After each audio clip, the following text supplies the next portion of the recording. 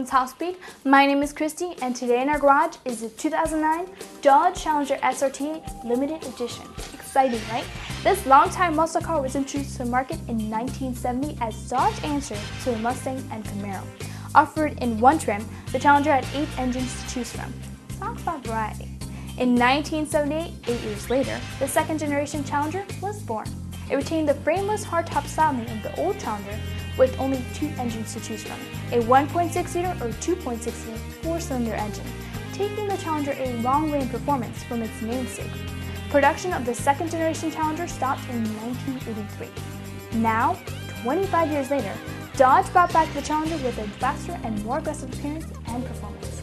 The third generation Challenger debuted on February 6, 2008, simultaneously at the Chicago Auto Show and Philadelphia International Auto Show. It is a two-door coupe which shares the common design elements with the first generation Challenger, but a bit longer and taller. The Challenger is offered in 3 trims, RT, SE, and SRT8. Lucky us, we're test driving the SRT8, which is more aggressive and loaded Challenger trim. And boy did we have fun with it. The starting price for the Challenger SRT is $39,320. Our test vehicle has a price of $44,400 because it's the limited edition and has the optional SRT option group package number 2, a 6-speed manual transmission, and a navigation system. Now, let's go outside with Miles and have some fun with it. Thanks, Christy. Now, retro cars. Ones like our 2008 Dodge Challenger SRT8 here. They really need 2 things to be successful. Number 1, they have to look like the original, and well, that's not that hard. But the second thing is, they have to have the modern spirit of the original car.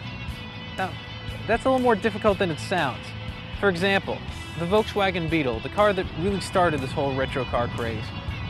Well, the first thing Volkswagen did was, they slapped a couple of interesting angles on a golf platform, and they had a car that looked like a Beetle. Now you get to the spirit of the car, though. That's where we're talking about what people remember about the original Beetle. They remember it being an economical car. They remember it being their first car. In fact, they remember probably having a lot of firsts in their Beetle. What they kind of forget is the anemic engine. They kind of forget that, well, there was no space inside the car, and it had little things like, it felt like the heater was never connected to anything. Just the little parts that you get from a very cheap car. Volkswagen threw that out. Instead, in the new Beetle, you got a lot of more things. You got more amenities. It just gave you that warm, fuzzy feeling, and the car became a success. On the other hand, though, there was Ford. Ford decided they'd come out with the Thunderbird, and they do a retro version of that. So they bought a body that looked just like the original. Then they made the car just like the original. The only problem is, the spirit of that car, people thought it was a Corvette fighter, and in reality, the original Thunderbird, well, it was more just like a luxury roadster. It had a soft ride, it had a big engine, but it didn't go that fast. So when they did that with the updated version, when they did that with their retro car, well, people started complaining that the engine wasn't powerful enough. The car rode too soft. And well, people started complaining, and the car eventually faded away. They didn't understand the spirit of the original car.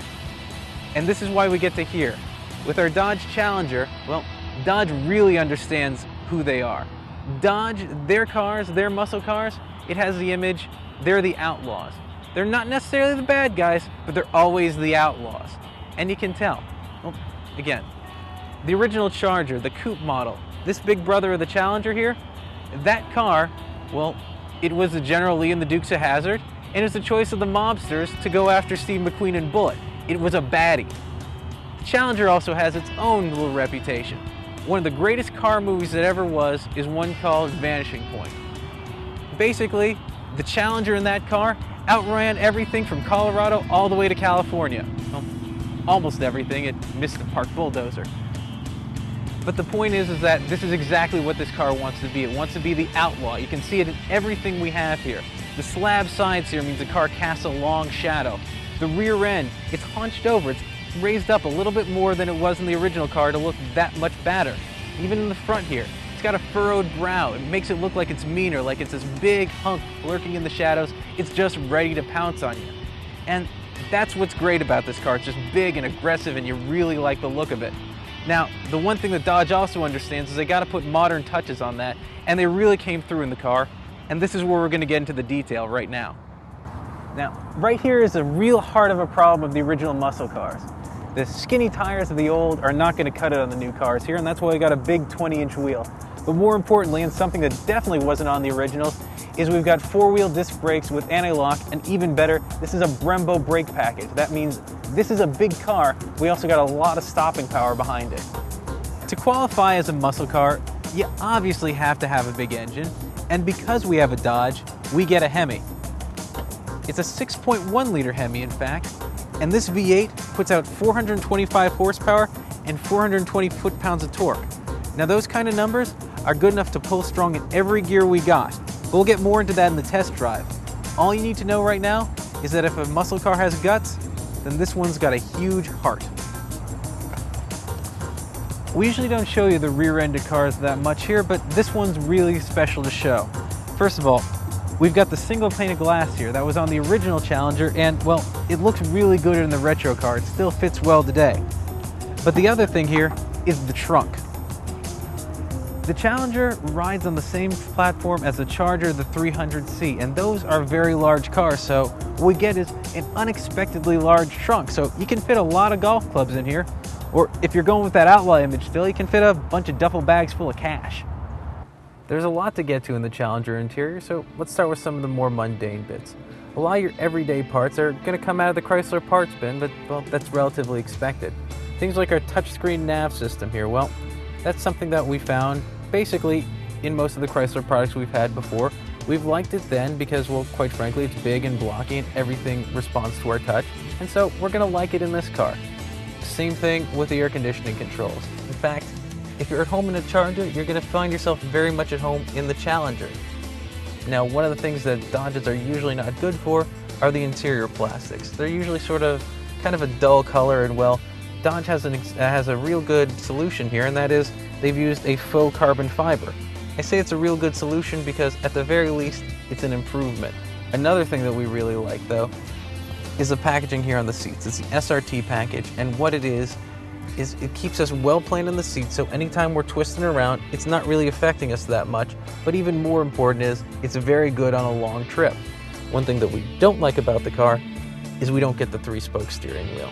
Dodge doesn't put in a 3-spoke steering wheel, and well, it doesn't really make any functional difference, but this is supposed to be a muscle car. It's supposed to be a retro muscle car, and we don't have the 3-spoke. That's definitely a miss. One thing that they hit on the target, though, is the gear shift cover. Right here, it's the pistol grip. It's retro, it's cool, it's just really fun to hang on to. And quite frankly, it's made me shift a few times when I probably shouldn't have, and I probably shifted a little harder just because it's that much more fun to grip. But the one thing that we're really missing in the car is the atmosphere. That's the one thing that's more about this car than anything else. Because we have the high door line and the low roof line, there's very little glass in this car, and it's actually physically dark. Now what that does is it goes back to that whole outlaw personality we were talking about before. This car, well, it almost changes you a little bit more sinister, and well, it feels almost like you're not driving to work as much as you're hiding out in between bank jobs. Thank you, Miles. Well, it's only half of our test drive with the Dodge Challenger SRT8 Limited Edition. Part 2 of our test drive with the Challenger is soon to come, so stay tuned.